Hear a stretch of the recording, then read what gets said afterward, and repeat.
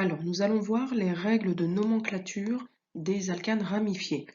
Donc, toutes ces règles qui sont sur la page 5 sur 12 ne sont pas à prendre par cœur, elles sont à lire, à comprendre et surtout à savoir appliquer.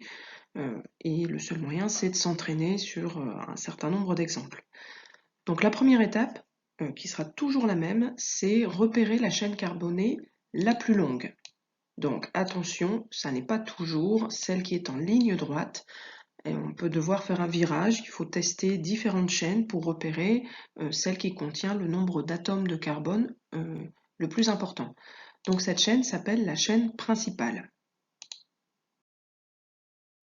Alors la deuxième étape, une fois qu'on a repéré la chaîne principale, c'est de compter le nombre d'atomes de carbone dans cette chaîne. Donc par exemple, sur l'exemple qui est ici, la chaîne principale est encadrée en vert, elle contient 3 atomes de carbone. Donc le nom de l'alcane ramifié va dériver de l'alcane linéaire comportant 3 atomes de carbone. Donc dans cet exemple, 3 atomes de carbone dans la chaîne principale, donc le nom va dériver du propane.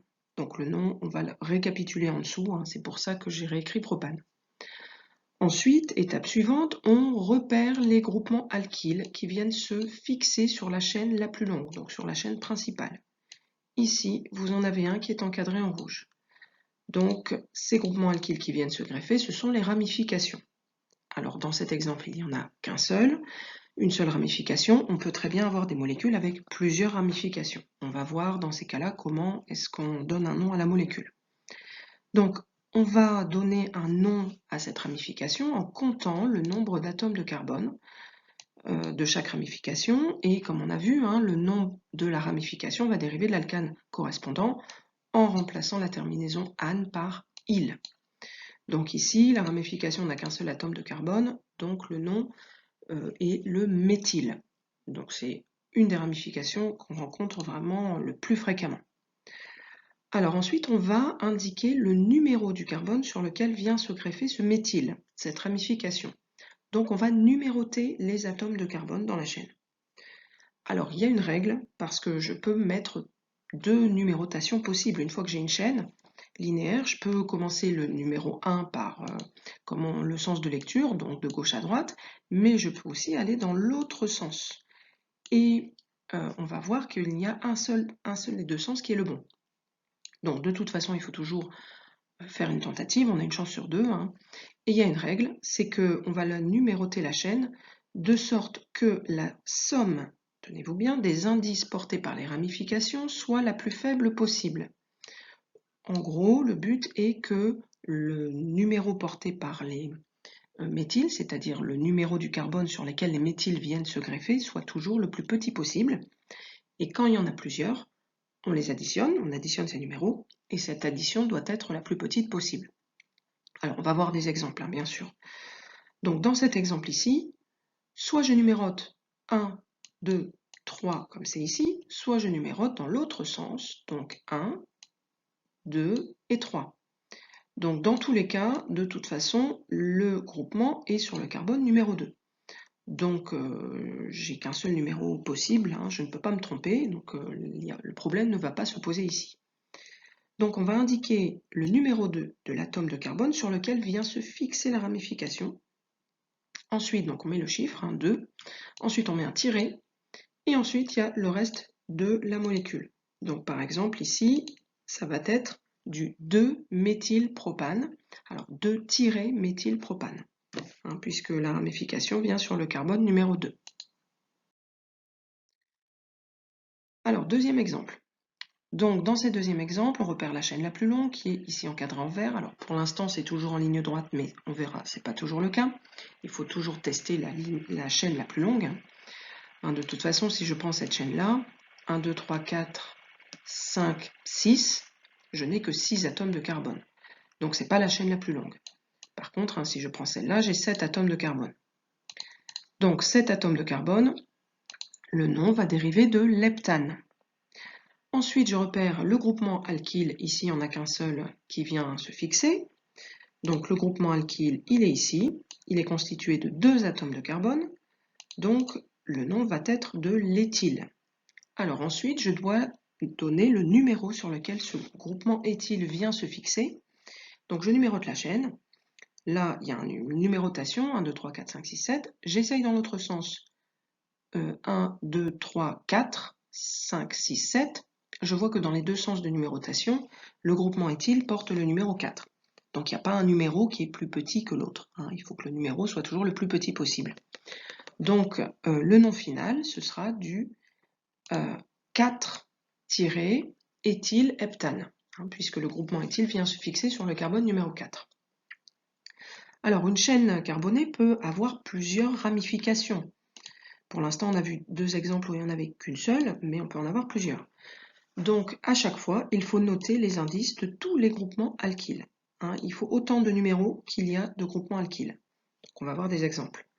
Alors si jamais j'ai plusieurs groupements identiques, donc par exemple 2 groupements méthyl, 2 groupements éthyle, à ce moment-là, on va montrer qu'il y en a 2 ou 3 ou 4 en précisant un petit préfixe encore devant qui indique le nombre de groupements avec un préfixe grec. Donc par exemple, s'il y en a 2, on va dire s'il y a 2 groupements méthyl, on va dire du diméthyle. Si on a 3, on va dire du triméthyle, 4, tétraméthyle, etc. Bon, ça n'ira pas au-delà pour nous, c'est déjà bien suffisant. Alors l'exemple qu'on rencontre très souvent, c'est le diméthyle. Et bien sûr, on doit rajouter devant les numéros de position sur lesquels ces deux groupements méthyl vont venir se coller.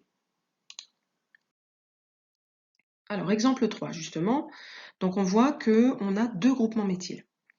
Donc la chaîne principale comporte 5 atomes de carbone, donc elle va dériver du pentane, et j'ai 2 groupements méthyl, donc diméthyle.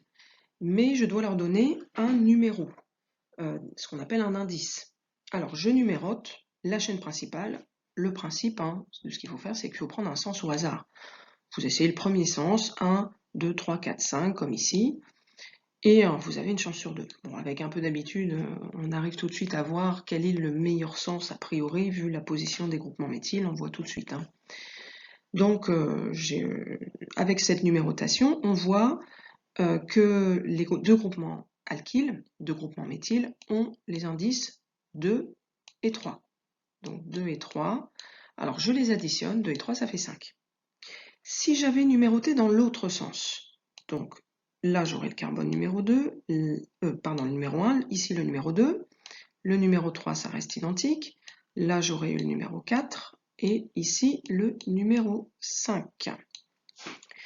Et dans ces cas-là, avec cette numérotation, les deux groupements méthyl auraient eu les indices numéros 3 et 4. Et 3 et 4, ça fait 7. Donc 3 plus 4, ça fait 7. Donc on va privilégier la numérotation qui donne la somme la plus petite. Donc la numérotation qui est écrite en bleu clair. Donc on a eu de la chance. Et on a choisi le bon sens de numérotation. Donc si on n'a pas pris le bon sens, on choisit l'autre.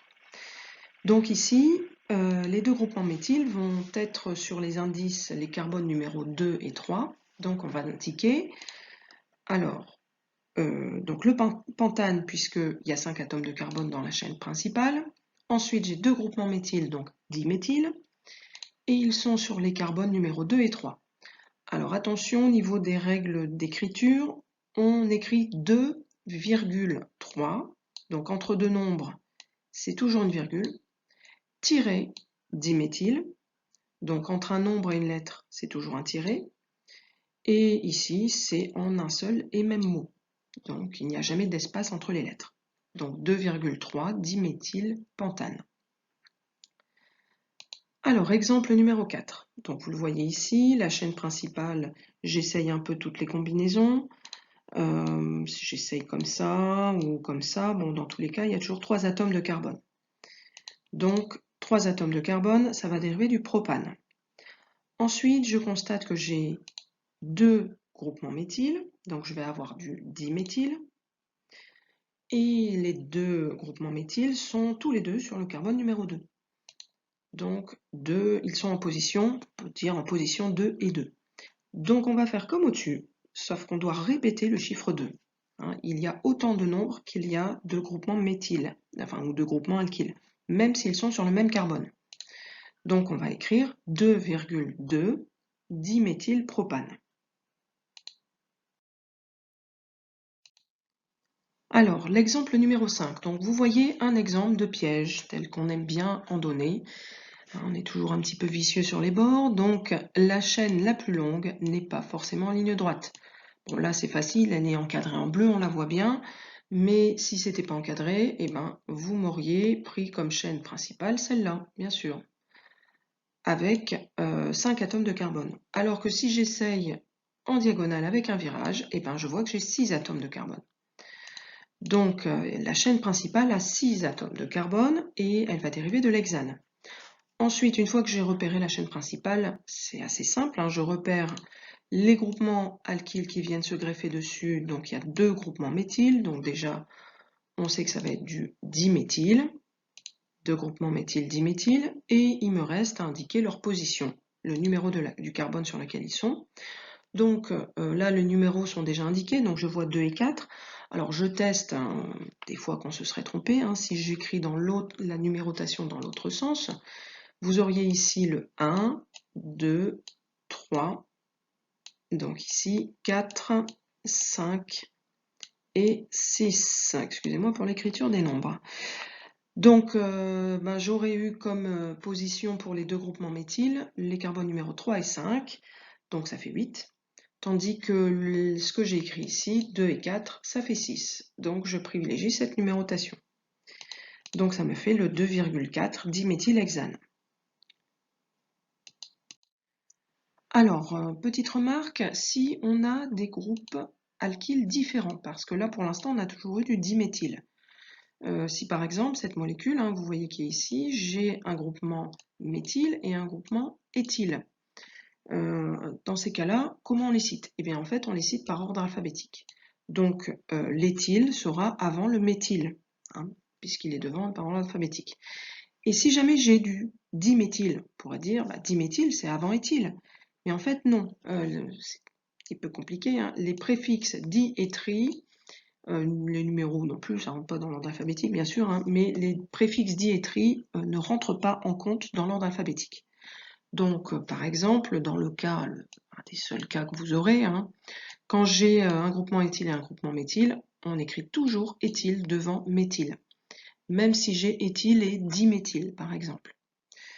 Donc pour cet exemple, vous avez la chaîne principale qui contient 1, 2, 3, 4, 5 atomes de carbone. Donc elle va dériver du pentane. Et j'ai un groupement éthyle et un groupement méthyle. Alors ensuite, je regarde les groupements alkyles qui viennent se greffer. Donc un groupement méthyle, un groupement éthyle, et je mets éthyle devant. Alors pour les numéros, donc je tente 1, 2 pour le méthyle, 3 pour l'éthyle, 4, 5. Donc les groupements sont en 2 et 3. Donc 2 plus 3, ça fait 5. Si je mets la numérotation dans l'autre sens, on aurait 1, 2, 3 et 4. Donc 3 et 4, ça fait 7. Donc ce n'est pas la numérotation à privilégier. Donc le nom va être du pentane, puisque j'ai 5 atomes de carbone. Ensuite, j'ai le méthyle que je mets devant, donc 2-méthyle, que je mets en arrière, hein, dans l'ordre alphabétique. Et en premier, je dois mettre l'éthyle, avec son numéro qui est le 3. Donc 3-éthyle-2-méthylpentane. Donc vous voyez, entre chaque lettre et chiffre, il y a toujours des tirets. Donc ça fait beaucoup de tirets, hein, mais on en met à chaque fois. Il ne faut pas les oublier. Alors oui, je commence par le 3, hein, numéro 3, parce que ça ne compte pas dans l'ordre alphabétique. Ce qui compte, c'est que éthyle soit en premier, avec son numéro qui est le 3. Alors, vous avez un premier exercice, parce qu'il y a 2 types d'exercices dans la nomenclature, c'est-à-dire que là, vous avez un nom, il faut écrire la formule, et après, on peut faire l'exercice inverse, c'est-à-dire on vous donne une formule, il faut écrire le nom. Donc, je vous invite à mettre en pause pour essayer vraiment, c'est le seul moyen d'assimiler toutes les règles de nomenclature, hein, c'est d'essayer de tester, d'écrire une formule au crayon gris, et ensuite de regarder la correction. Alors, pour le premier, le 2-méthylhexane. Donc, je vais écrire un petit peu en dessous, hein, pour vous indiquer la procédure à suivre.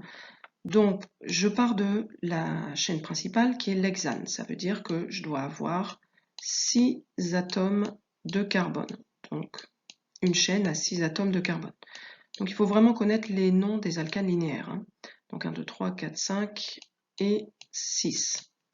Je crois que j'aurai pas assez de place pour tout écrire. Bon. Ensuite, je vois que j'ai du 2-méthyle. Donc, sur le carbone numéro 2, j'ai un méthyle, tout simplement.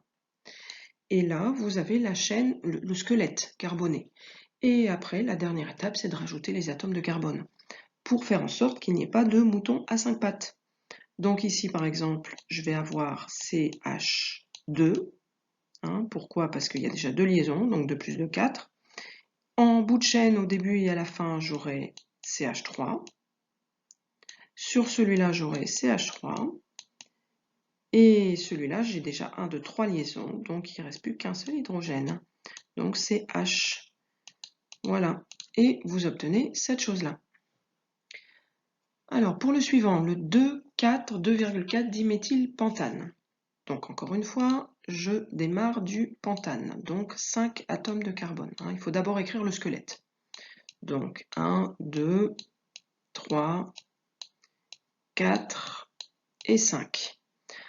Ensuite, c'est plus facile d'écrire une formule que d'écrire le nom. Hein. Donc 2,4-diméthyl, donc tout simplement en 2 et en 4. Hein, là, vous avez le droit de commencer par le sens que vous voulez. Et bien vous avez un groupement méthyle, donc voilà. Là, j'ai la chaîne carbonée, le squelette, et j'ai plus qu'à rajouter les atomes de carbone. Donc vous obtenez cette chose-là. Hein, donc avec des CH3 ici et ici, un CH2 au milieu et un CH ici. Alors ensuite, le 2,2,3 triméthylbutane. Donc là, j'ai 3 méthyles, 3 groupements méthyles. Donc j'ai du butane. Donc je commence par ça. Donc je dois avoir un carbone, un deuxième, un troisième, un quatrième. Et ensuite en 2, 2 et 3, j'ai 3 groupements méthyles. Donc en 2, 2, ça veut dire que j'ai 2 groupements méthyles sur le même carbone numéro 2. Donc un carbone, un carbone. Et sur le troisième, vous en avez un aussi. Voilà. Donc vous avez le squelette, il n'y a plus qu'à compléter les atomes d'hydrogène. Alors attention, là, cet atome-là, celui qui est ici, là, c'est déjà complet. Hein, il n'y a plus d'atomes d'hydrogène possible. Hein, donc ici, vous en avez 3. C'est très mal écrit. Ici, vous en avez qu'un seul. Ici, vous en avez 3, etc. Donc ça vous donne cette chose-là, ici. Alors ensuite, le 4-éthyl-2,3-diméthylhexane. Donc, il ne faut pas être impressionné par le nom, hein. C'est vrai que ça fait toujours des noms à rallonge, mais le principe est toujours le même. Donc je pars de l'hexane. Donc 6 atomes de carbone. 1, 2, 3, 4, 5 et 6. Alors ensuite, je vais commencer par les méthyles, c'est plus rapide. Donc en 2 et 3, j'ai 2 groupements méthyles. Donc en 2 et en 3. Remarquez que je ne peux pas en avoir un en 1, puisque si j'en avais un en position numéro 1, il ferait partie de la chaîne principale. Donc c'est forcément en 1, en 2, au minimum. Donc j'ai 2 groupements méthyles, et en 4, j'ai un groupement éthyle. Donc en 4, c'est là. Donc le groupement éthyle, c'est 2 atomes de carbone. Donc un premier et un deuxième, hein, qu'on doit indiquer séparément, puisqu'on écrit les formules semi-développées. On ne va pas écrire C2H5. Donc vous obtenez cette chose-là en rajoutant les atomes d'hydrogène. Alors, deuxième exercice, là c'est l'inverse, vous devez écrire le nom. Donc, donc pareil, hein, vous mettez en pause, vous essayez, et ensuite vous regardez la correction. Donc pour le premier ici, donc CH3, CH2, alors ça c'est pour vous montrer qu'on peut avoir ce genre de notation. Hein, donc quand on a un CH2 entre parenthèses 6 fois, ça veut dire qu'on répète 6 fois CH2. Hein. J'ai CH2, CH2, CH2, CH2, CH2, CH2. Donc au total, hein, 6 plus 1 plus 1, ça fait 8. Donc le nom, bah, c'est de l'octane tout simplement, c'est un alcane linéaire. Alors pour le deuxième, donc je repère la chaîne principale. Donc la chaîne principale, elle est ici. Donc j'ai 1, 2, 3, 4, 5 atomes de carbone, donc je vais avoir du pentane. Alors ensuite, j'ai un groupement méthyle. Mais attention au numéro qu'on va mettre devant le méthyle, parce qu'on aurait envie de mettre le carbone numéro 1 ici. Or, si on fait ça, le groupement méthyle va être en position numéro 2, 3, 4. Alors que si je mets le numéro 1 ici, le groupement méthyle est en position numéro 2. Donc entre 2 et 4, il faut choisir 2, toujours les nombres les plus faibles. Donc vous allez avoir du 2-méthylpentane, un groupement méthyle en position numéro 2. Donc là c'est numéroté dans l'autre sens, on peut très bien avoir l'autre sens de numérotation, c'est pas toujours de gauche à droite. Alors pour l'exemple numéro 3, donc je repère la chaîne principale, alors elle est en ligne droite, comme c'est souvent le cas, mais pas toujours, je le répète. Là il faut tester différentes chaînes, bon, voilà, c'est la plus longue, donc ça dérivera du pentane. Ensuite, j'ai deux groupements méthyle, donc déjà j'aurais du diméthyle, et ils sont en position numéro, alors si je mets le numéro 1 ici, c'est en position numéro 2 et 3. Donc 2 et 3, 5.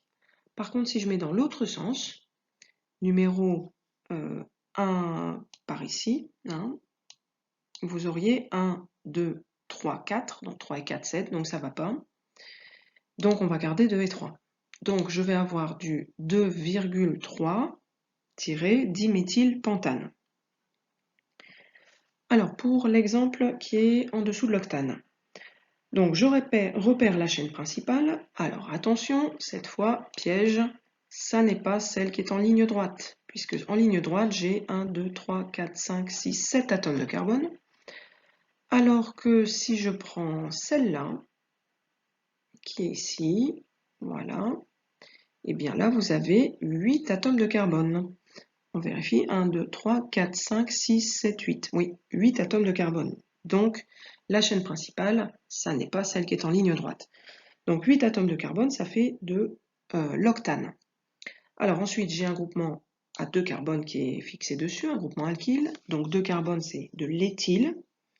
Alors pour sa position, donc je dois choisir le numéro le plus petit.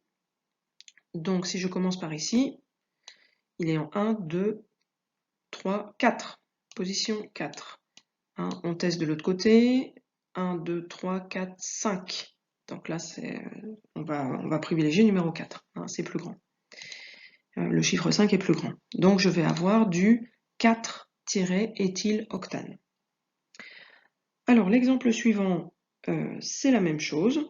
Si je repère la chaîne principale en ligne droite, 1, 2, 3, 4, 5 atomes de carbone, alors que si je prends celle-là, j'ai 1, 2, 3, 4, 5, 6 atomes de carbone. Donc ça va dériver de l'hexane. Ensuite, j'ai un groupement méthyle qui est en position numéro, alors je regarde, 1, 2 et ici 3.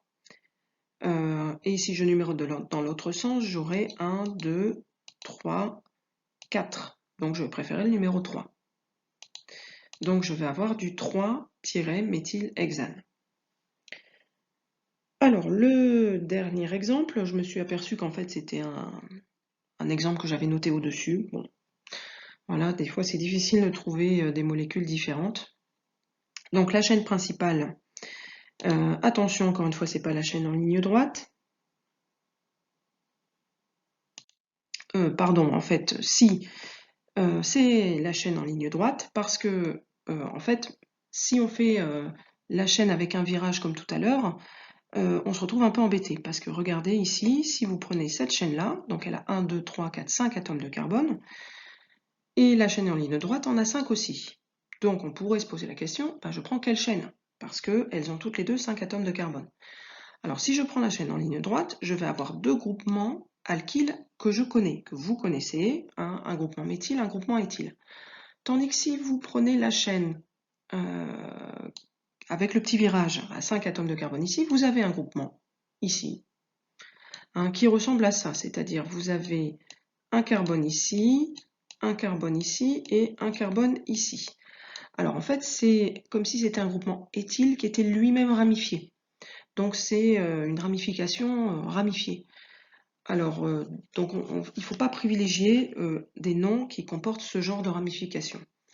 Alors, on a des noms pour ce genre de ramification, hein, on appelle ça un groupement isopropylique. Iso comme égal en fait, hein, c'est un propyle où c'est symétrique. Mais le nom que je trouverai là-dessus, hein, l'isopropyl pentane, n'est pas le nom officiel. Donc le nom officiel ne doit pas prendre en compte ce genre de ramification. Donc de toute façon, vous ne sauriez pas lui donner un nom puisqu'on ne l'a pas vu en cours. Donc il faut toujours des ramifications simples, qui ne soient pas elles-mêmes ramifiées. Et donc pour ça, je prends la chaîne principale qui est en ligne droite.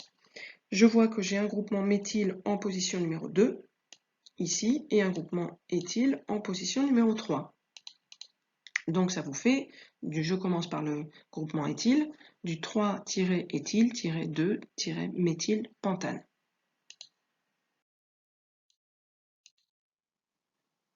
Alors maintenant, dans cette partie, nous allons étudier une nouvelle famille qui va dériver des alcanes, hein, la nomenclature va dériver de celle des alcanes ramifiés, qui est la famille des alcools. Alors pour qu'une molécule organique soit un alcool, hein, c'est déjà très important de savoir repérer quel genre de famille c'est. Donc on a des conditions. Il faut que la molécule contienne le groupe caractéristique qui va s'appeler hydroxyle, donc liaison OH, qui s'appelle aussi la fonction alcool. Alors hydroxyle, hein, hydrogène, oxyle, oxygène. Hein, vous avez le nom des deux atomes présents. Et la petite liaison qui est ici. Donc ça s'appelle un groupe hydroxyle. Et on parle aussi de fonction alcool. Alors, deuxième condition, dans l'atome de carbone porteur du groupe OH, donc l'atome sur lequel le groupe hydroxyle va être fixé. Cet atome doit être exclusivement consacré au groupement hydroxyle, c'est-à-dire qu'il ne doit être lié à aucun autre groupe caractéristique. Donc pas de double liaison O en particulier, pas de liaison avec du chlore, pas de liaison avec de l'azote, que le groupement OH, que ça. Sinon c'est pas un alcool, c'est autre chose. Et aussi, il ne doit pas être engagé dans une double liaison. Sinon, ça porte d'autres noms, hein, comme des énols ou ce genre de choses. Donc, ce carbone doit forcément être un carbone tétraédrique, hein, parce qu'il ne peut être lié qu'à des atomes d'hydrogène ou d'autres atomes de carbone. Donc, un carbone tétraédrique, on avait vu sa géométrie. Hein. Alors, on ne va pas le représenter comme ça.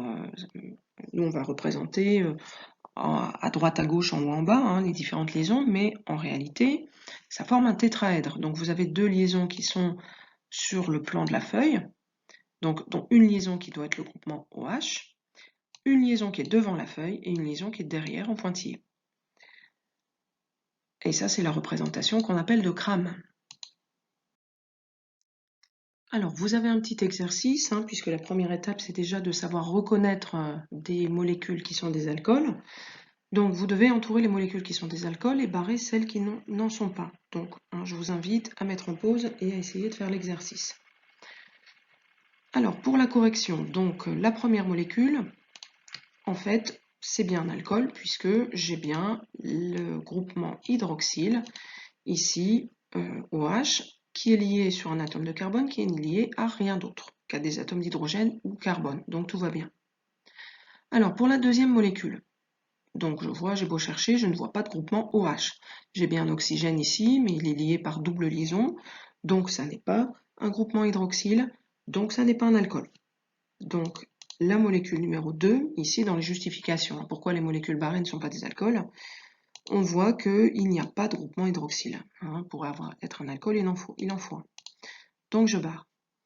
Alors sur la troisième molécule, donc je vois qu'ici c'est bien parti, j'ai un groupement hydroxyle qui est lié à un atome de carbone, mais cet atome de carbone contient autre chose. Et ça, c'est interdit dans la définition. Hein. L'atome de carbone, il faut bien lire la définition, elle doit être respectée à la lettre. L'atome porteur du groupement OH n'est lié à aucun autre groupe caractéristique. Alors je peux très bien avoir une double liaison O, mais ailleurs, pas sur ce carbone qui porte le groupement hydroxyle qui s'appelle d'ailleurs le carbone fonctionnel, celui qui porte la fonction. Donc la molécule numéro 3, L'atome de carbone porteur du groupe hydroxyle est aussi porteur du groupe double liaison O, qui va s'appeler un groupe carbonyle, on verra après. Donc il ne faut rien d'autre que OH. Donc on barre. Alors la quatrième molécule, donc j'ai bien un groupement hydroxyle porté par un carbone tétraédrique, donc 4 liaisons. Donc tout va bien, c'est bien un alcool, il n'y a pas d'autre fonction sur ce carbone, donc c'est bon. Alors la cinquième molécule, j'ai bien un groupement hydroxyle porté par un carbone, mais attention, ce carbone est engagé dans une double liaison et il n'a pas le droit d'être engagé dans une double liaison pour être un alcool. Donc ça n'est pas un carbone tétraédrique, c'est un carbone trigonal celui-là. Donc la molécule numéro 5, elle contient bien le groupe OH, pas d'autres groupes, tout va bien, mais l'atome qui porte le groupe OH n'est pas tétraédrique, parce qu'il n'est pas lié à il n'a pas 4 liaisons, il est engagé dans une liaison double. Donc ça n'est pas un alcool.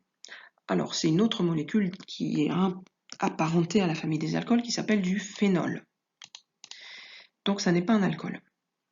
Alors la sixième molécule, là tout va bien, j'ai bien un groupement hydroxyle sur un carbone engagé dans 4 liaisons, soit avec des atomes de carbone, soit avec des atomes d'hydrogène, donc tout va bien, c'est bien un alcool.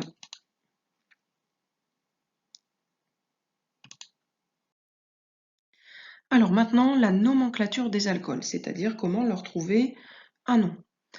Alors heureusement, on a fait une bonne base, puisque les règles de nomenclature vont être les mêmes que pour celles des alcanes.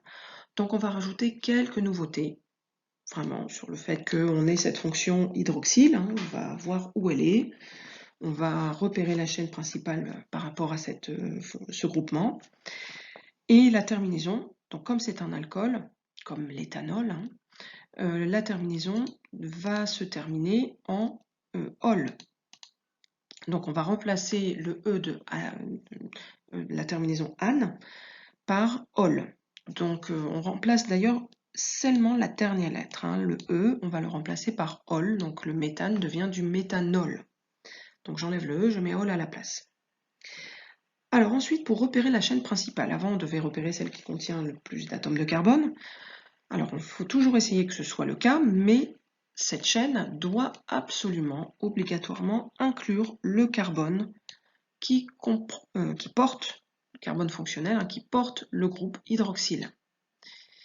Et donc ce carbone s'appelle le carbone fonctionnel, car il porte la fonction alcool.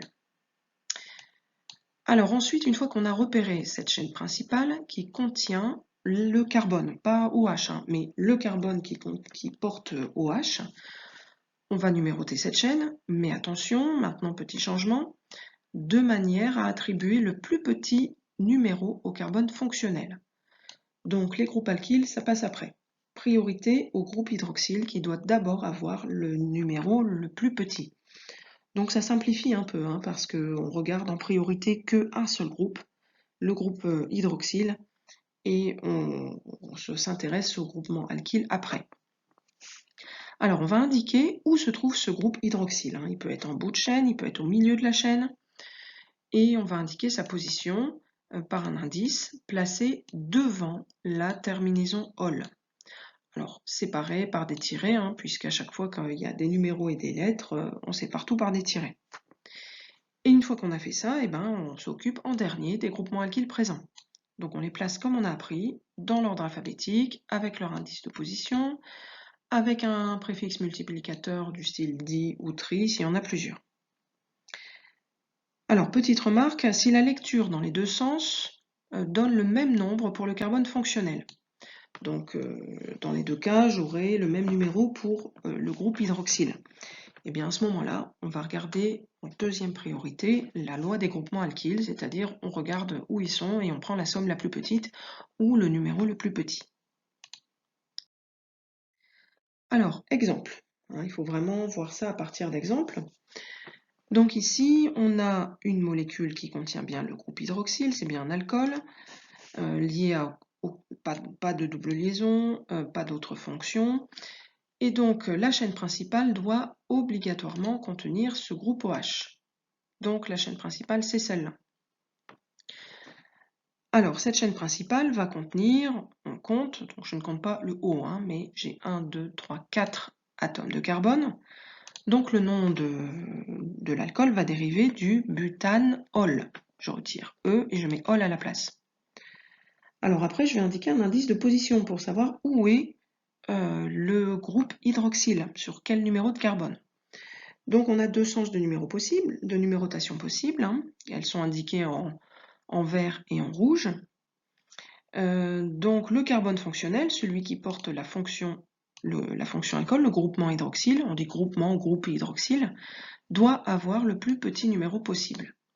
Donc si vous regardez bien, ce carbone qui est le carbone fonctionnel, eh bien, quel numéro il faut choisir pour que ce soit le plus petit possible? Eh bien, il faut choisir le numéro 1. Donc le sens de numérotation est imposé par ce groupe hydroxyle. Donc je dois obligatoirement donner le numéro 1 à ce carbone-là. Alors que si j'avais pas ce groupe OH, et j'avais que les groupements méthyl, je prendrais le sens de numérotation vert, puisque ce serait le numéro 2 au lieu de numéro 3. Mais c'est vraiment le groupe hydroxyle qui impose la numérotation. Donc je vais avoir, comme pour le groupe hydroxyle, le numéro 1, puisqu'il est sur le carbone numéro 1. Donc ce numéro 1, on va le mettre entre butane et ol. Donc on coupe en deux, on sépare, et on met des tirets. Butane-1-ol. Voilà, là vous avez le nom de l'alcool. Et après, il n'y a plus qu'à s'occuper des groupements alkyles, comme on a vu. Donc j'ai deux groupements alkyles qui sont là, deux groupements méthyl, donc ce sera du diméthyle. Et comme le sens de numérotation est imposé par le groupe hydroxyle, ils sont sur le carbone numéro 3. Donc deux groupements méthyl qui sont en position 3 et 3, donc j'aurai du diméthyle, 3 et 3, donc 3,3-diméthylbutane-1-ol. Alors, autre exemple, pour s'habituer un petit peu. Donc, un exemple assez simple, hein, je repère ici la chaîne principale, j'en ai qu'une seule, c'est une chaîne linéaire. Elle contient 3 atomes de carbone, donc ça va dériver du propanol. Et le groupe hydroxyle impose la numérotation ici 1 pour ce carbone, puisque ça doit avoir le numéro le plus petit possible. Donc ça ne va pas être 3. Donc je vais avoir du propane-1-ol, tout simplement. Alors ensuite, l'exemple suivant, donc je repère la chaîne principale qui contient ce carbone-là. Donc c'est cette chaîne-là. J'ai 4 atomes de carbone, donc c'est le butanol. Le groupe hydroxyle impose le numéro 1, ici, pour que ce soit l'indice le plus petit. Donc ça va dériver du butane-1-ol. Et ensuite, j'ai un groupement méthyle ici, qui est sur le carbone numéro 2, 3. Donc vous allez avoir du 3-méthylbutane-1-ol. Alors pour le dernier exemple, je repère la chaîne principale. Alors attention, la chaîne principale n'est pas celle-là. Hein, ce serait bien tentant, mais j'aurai 1, 2, 3, 4, 5 atomes de carbone. Mais je vous ai dit, la chaîne principale doit contenir le carbone relié à OH. Donc ça doit contenir ce carbone-là, c'est obligatoire. Il doit faire partie de la chaîne. Donc dans ces cas-là, j'ai deux possibilités. Hein. Soit je prends cette chaîne-là, voilà, qui contient 1, 2, 3, 4 atomes de carbone, soit je prends dans l'autre sens comme ça, ce qui revient exactement au même. Donc j'ai 4 atomes de carbone, donc ça va dériver du butanol.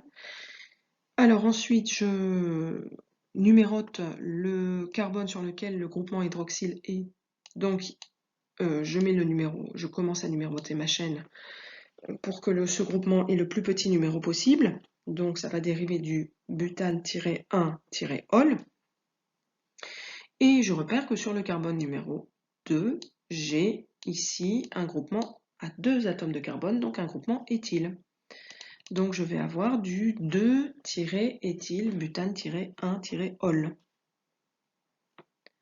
Alors, vous avez un exercice. Encore une fois, vous mettez en pause, vous essayez de trouver les formules qui correspondent. Alors, pour la correction, donc, ici, j'ai de leptane 2-ol. Donc, je dois partir d'une chaîne à hept 7 atomes de carbone. Et je vais mettre sur le carbone numéro 2 un hydroxyle, tout simplement. Voilà, j'ai ma chaîne à 7 atomes de carbone, il ne faut pas en oublier. Et sur le carbone numéro 2, je mets un hydroxyle. Et ensuite, je complète avec des atomes d'hydrogène. Alors, pour le suivant, donc j'ai du 3-méthylhexane 2-ol. Donc, je pars sur de l'hexane. Donc, une chaîne à 6 atomes de carbone. Donc, vous avez 1, 2, 3, 4, 5, 6. Alors, sur le carbone numéro 2, vous avez un groupement hydroxyle. Donc, carbone numéro 2, moi je commence toujours par lecture de gauche à droite. De toute façon, c'est nous qui imposons l'ordre. Donc, j'écris OH. Et sur le carbone numéro 3, j'ai un méthyle. Donc, voilà. Ici, sur ce carbone, vous avez un C. Et vous complétez avec des atomes d'hydrogène.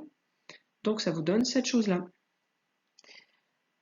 Alors, ensuite, le 2,4-diméthylpentane, 2-ol. Alors, je pars sur du pentane, donc 5 atomes de carbone. Donc, 1, 2, 3, 4 et 5. Alors, sur le carbone numéro 2, j'ai un groupement OH. Donc, c'est parti. Hop, OH. Ensuite, sur les atomes de carbone numéro 2 et 4, sur chacun de ces atomes, j'ai un groupement méthyle. Donc le carbone numéro 2, je vais mettre au-dessus, j'ai plus de place en dessous. Donc un carbone, 3 et 4. Donc ici, je peux mettre au-dessus ou en dessous, c'est pareil. Voilà. Et il n'y a plus qu'à compléter avec des atomes d'hydrogène. Je vous ai dit, c'est des bouches-trous. Donc vous obtenez cette chose-là. Alors pour le dernier exemple, donc je pars sur de l'hexane, donc 6 atomes de carbone. Donc 1, 2, 3, 4, 5 et 6. Alors, en position numéro 1, j'ai un groupe hydroxyle. Donc, je peux le mettre en dessous, je peux le mettre en ligne droite d'ailleurs, de l'autre côté. Donc, OH. Voilà. Ensuite, en position numéro 2, j'ai un méthyle. Donc, ici. Et en position numéro 4, j'ai un éthyle. Donc, 2, 3, 4. Voilà. Un carbone et un autre carbone. Un éthyle, il y a 2 atomes de carbone. Donc vous obtenez cette chose-là. Alors vous allez me dire, c'est pas la même chose. Mais si, en fait, le groupement qui est là, je l'ai tout simplement mis dans le prolongement de la chaîne linéaire, mais c'est bien la même molécule. Alors, pour cet exercice, donc c'est l'inverse, vous devez trouver un nom à ces molécules. Donc c'est pareil, vous mettez en pause, vous essayez vraiment de faire l'exercice. Donc, pour la correction, première molécule, donc je repère la chaîne principale sur laquelle le carbone fonctionne, qui contient le carbone fonctionnel. Donc vous repérez OH et vous repérez ce carbone qui le porte, et ce carbone doit faire partie de la chaîne. Donc là c'est une chaîne linéaire toute simple, donc j'ai à 1, 2, 3, 4, 5 atomes de carbone, et je repère le numéro sur lequel le groupe OH est situé. Et ce numéro doit être le plus petit possible. Donc je vais forcément numéroter dans ce sens-là, 1, 2. Là vous voyez, ça se voit tout de suite. Si je numérote dans l'autre sens, 1, 2, 3, 4, il porterait le numéro 4, donc ça ne va pas. Donc c'est du pentane, 5 carbone, 2 ol. Donc pentane-2-ol. Alors l'exemple suivant. Je repère le carbone fonctionnel. Ici, il doit contenir le groupe OH. Donc la chaîne doit contenir ce carbone fonctionnel. Donc je prends tout simplement cette chaîne linéaire. Alors, le groupe hydroxyle impose la numérotation. Là, forcément, ce carbone, c'est le numéro 1. Et j'ai un petit groupement méthyle qui est sur le carbone numéro 2. Donc, j'ai 4 atomes de carbone dans la chaîne principale, donc ça va dériver du butanol. Et le groupe hydroxyle est en position numéro 1, donc ça va être du butane-1-ol, butane 1-ol. Et j'ai un groupement méthyle en position 2, donc je vais avoir du 2-méthylbutane-1-ol, sans oublier les tirets. Alors ensuite, je repère le carbone fonctionnel, il est ici, donc la chaîne principale doit le contenir. Donc je peux tout simplement prendre la chaîne en ligne droite qui contient 5 atomes de carbone, donc ça va dériver du pentanol. Alors je numérote, j'ai deux sens possibles, donc je dois toujours donner le numéro le plus petit pour le carbone qui porte le groupe OH. Donc ça impose de prendre 1 et 2 ici, puisque je numérote dans l'autre sens, le groupe OH aurait le numéro 1, 2, 3, 4. Donc il vaut mieux prendre 2 que 4. Donc ici j'ai forcément 3 et là j'ai 4. Donc j'ai un groupement méthyle qui est en position 4. Donc ça va être du 4-méthylpentane-2-ol. Vous voyez à l'oral, je ne pense pas forcément les tirer, mais il faut bien les écrire.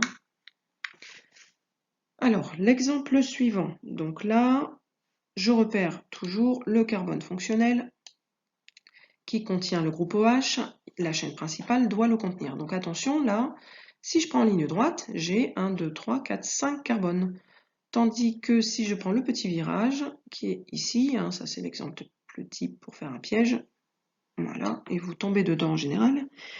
Donc dans cette chaîne principale, j'ai 1, 2, 3, 4, 5, 6 atomes de carbone, donc ça va dériver de l'hexanol. Le groupe hydroxyle impose de mettre le numéro 1 ici, puisque c'est toujours le numéro le plus petit possible pour l'hydroxyle, donc ça va être de l'hexane 1-ol. Et j'ai un petit groupement méthyle qui est là, donc qui est sur le carbone numéro 1, 2, 3, 4. Voilà, c'est le carbone numéro 4. Donc j'ai du 4-méthylhexane 1-ol. Alors pour le suivant, donc encore une fois, les CH2 entre parenthèses, donc ils se répètent 6 fois. Donc au total, j'ai 6, 7 et 8 atomes de carbone. Donc ça va dériver de l'octanol. C'est une chaîne linéaire, j'ai pas de ramification. Et il ne faut pas oublier l'indice de position. Donc le groupe OH impose le numéro le plus petit possible. Donc forcément, ici c'est le numéro 1. Donc je vais avoir tout simplement l'octane 1-ol. Alors pour celui-là, donc je repère encore une fois le carbone fonctionnel qui porte le groupe OH, donc c'est celui-là. Il doit faire partie de la chaîne principale. Donc la chaîne principale, elle est là, en ligne droite, elle contient 4 atomes de carbone. Alors le groupe OH doit être porté par l'atome qui porte le plus petit numéro. Donc ça impose de numéroter ce carbone 1, ensuite 2, 3 et 4. Attention, là c'est pas le numéro 1, le numéro 1 est forcément au bout d'une chaîne. Donc j'ai 4 atomes de carbone, donc butane, butanol, et le OH est sur le carbone numéro 2, donc butane 2-ol. Et j'ai un petit groupement méthyle sur le carbone numéro 2 également, donc c'est du 2-méthylbutane 2-ol.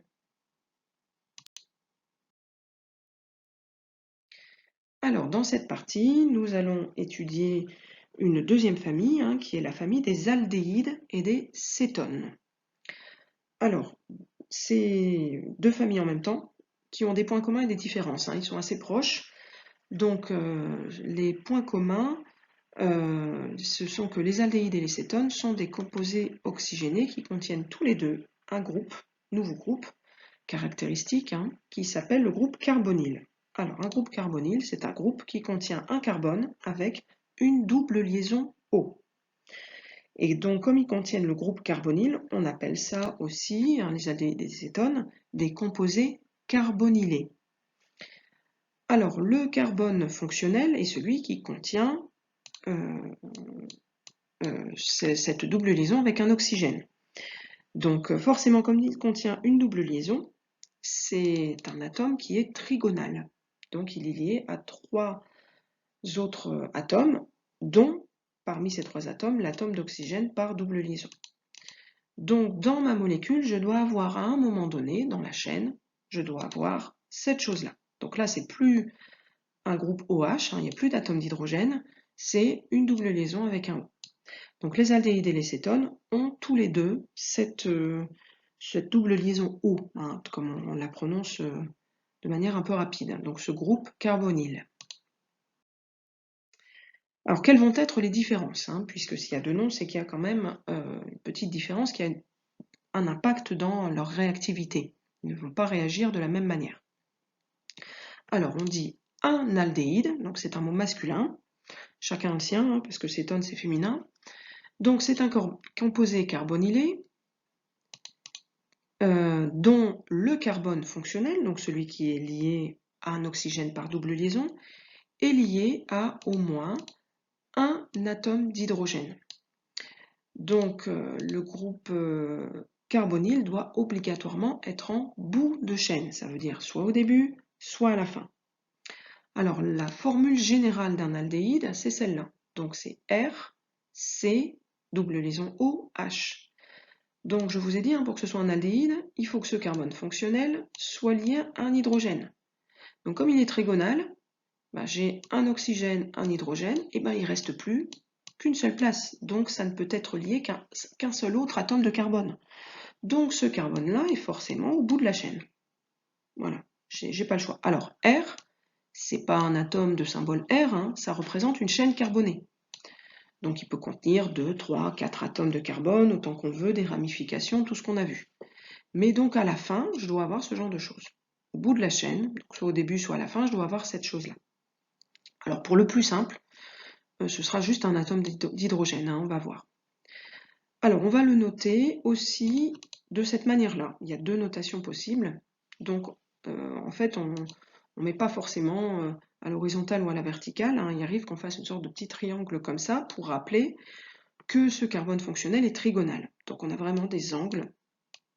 Les angles entre les liaisons, c'est important. De 120 degrés ici, avec un site riche en oxygène ici et un site un peu pauvre en oxygène, puisqu'on a des liaisons polarisées. Donc il y aura facilement tendance à partir dans les réactions chimiques. Alors, l'exemple de l'aldéhyde le plus simple, qui est sur la page numéro 9. Donc je remplace R par H. Donc voilà, je ne peux pas faire plus simple. Et ça, c'est ce qu'on appelle le méthanal. Donc j'ai qu'un seul atome de carbone. Alors, vous voyez déjà la terminaison. Au lieu de ol, cette fois, ça va être al. Alors pourquoi al? Parce que aldéhyde. Alors autre exemple, je remplace R par cette chose-là. Donc CH3CH2. J'ai une chaîne linéaire. Donc la chaîne, elle va comporter au total 3 atomes de carbone. Donc ça va être du propanal. Alors maintenant, pour les cétones, donc on dit une cétone. Donc c'est un composé carbonylé dont le carbone fonctionnel est lié à 2 autres atomes de carbone. Donc comme le carbone fonctionnel qui est lié par une double liaison, qui est ici, et ce carbone fonctionnel est lié à 3 atomes, donc dont l'oxygène, si c'est lié à 2 autres atomes de carbone, c'est forcément au milieu de la chaîne. Ça ne peut pas être au bout de la chaîne. Donc je dois forcément avoir un groupe au minimum CH3 avant et au minimum CH3 après. Après, ça peut être plus long, mais j'ai forcément le minimum, le plus petit, c'est ça. Je ne peux pas avoir d'atome d'hydrogène sur ce carbone fonctionnel. Donc, le groupe carbonyle se trouve obligatoirement dans la chaîne. Donc, sa formule générale, il n'y en a qu'une seule. En général, on la met toujours de manière horizontale-verticale. C'est RC double liaison O R'. Alors, pour indiquer que là, j'ai une chaîne carbonée, le plus simple, c'est H3. Et ici, j'ai une deuxième chaîne carbonée, R', qui n'est pas forcément la même que la première, d'où le R'. Et au minimum, c'est H3 également. Donc, R' peut être égal à R, bien sûr, ça peut être symétrique. Alors, pour les exemples, donc la plus simple, c'est des cétones, c'est celle-là. Donc, j'ai au minimum CH3 d'un côté, CH3 de l'autre. Ce carbone-là ne peut pas être lié à un hydrogène, sinon c'est un aldéhyde. Alors, son nom officiel, c'est la propane 2-on. Alors, comme le groupe carbonyle est forcément au milieu, des fois, on ne met pas le chiffre 2. Donc, on appelle ça la propanone. Alors, autre nom que vous connaissez dans la vie de tous les jours, c'est l'acétone. C'est-à-dire ce qui permet de dissoudre le vernis à ongles, par exemple. Sa formule chimique, c'est celle-là. Alors vous remarquez que la terminaison des cétones va être non pas al ou ol, mais on, puisque c'est une cétone. Alors autre exemple, hein, vous voyez ici j'ai toujours mon groupe carbonyle. J'ai pas d'hydrogène de chaque côté, hein, j'ai au minimum un CH3 et là j'ai une autre chaîne. Et la chaîne au total, elle contient 5 atomes de carbone, donc on est sur du pentane 2-on, puisque le groupe carbonyle est sur le carbone numéro 2 ici. Donc pentane 2-on. Donc vous voyez déjà se profiler hein, les règles de nomenclature qui vont ressembler beaucoup à celles des alcools. Et donc ça, ce sera indiqué dans la prochaine vidéo.